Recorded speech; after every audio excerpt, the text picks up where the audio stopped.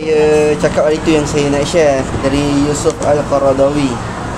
Dr. Yusuf Al-Qaradawi ada berkata, tiadalah kebaikan pada ilmu yang disembunyikan, seperti mana tiada kebaikan pada harta yang disimpan.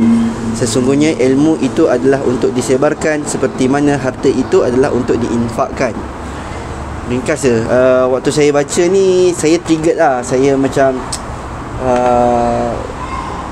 saya rasa macam saya tak terfikir macam tu lah. Walaupun selalu kita bercakap benda tu, iaitu kita berbicara tentang apa yang kita ada kan, benda yang kita miliki. Kebiasaannya ada dua benda lah yang kita miliki, iaitu harta dan ilmu. Dan apakah istilah dia macam ni lah, kalau harta yang kita miliki itu adalah harta yang diinfakkan, begitulah juga ilmu. Ilmu yang ada pada kita itu sebenarnya adalah ilmu yang kita kongsikan, ilmu yang kita share, yang kita turunkan, yang kita ajar pada orang lain.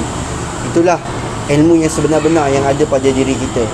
Dan benda ni juga sebenarnya sama macam dalam apa yang kita selalu dengar kan, iaitu bila seorang anak Adam tu meninggal dunia, apa benda yang ditinggalkan kan?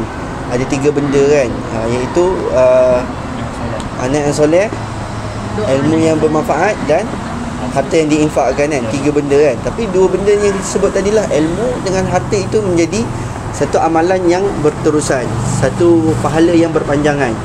Jadi saya ingat kita sebagai warga pendidik ni, satu benda lah kan, bila kita menurunkan ilmu ini, pastinya janganlah diniatkan sebagai kita bekerja semata-mata, tetapi kita menganggap ini adalah sebagai satu sesuatu amalan yang kita nak turunkan kepada anak murid kita, yang akhirnya dibawa lah seterusnya.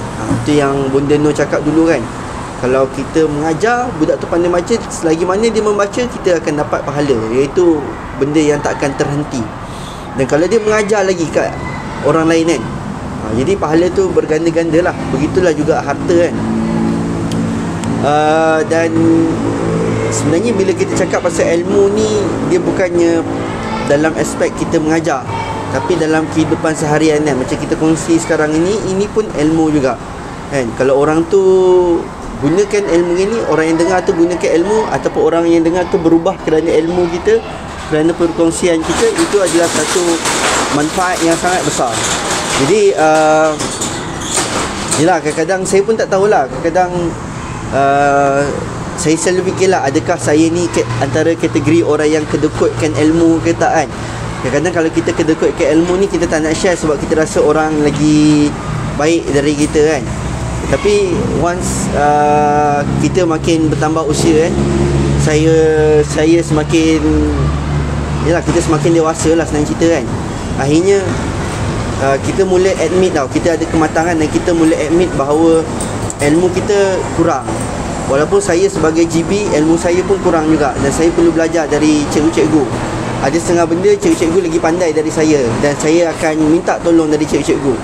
Ada setengah benda saya boleh share pada cikgu-cikgu. Sama juga kita dengan pelajar-pelajar kita kan. Kalau dulu waktu kita sekolah rendah kan, walaupun beza tahun, kita dah rasa macam kerek betul lah.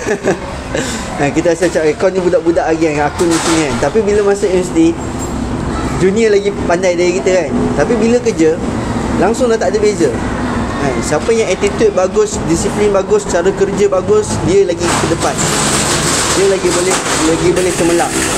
Tetapi yang lagi besar lagi adalah bagaimana kita berfungsi.